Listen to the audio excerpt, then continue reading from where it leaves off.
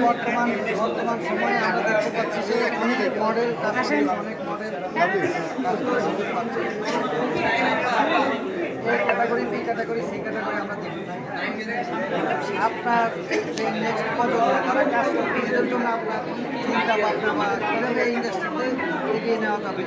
সেই বিষয়টা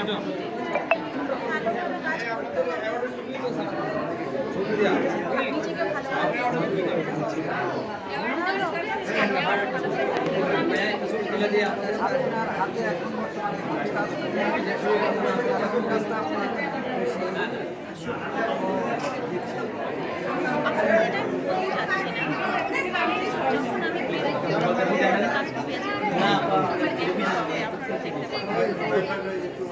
thank you আপনাকে ভালো থাকবেন হয়ে গেছে।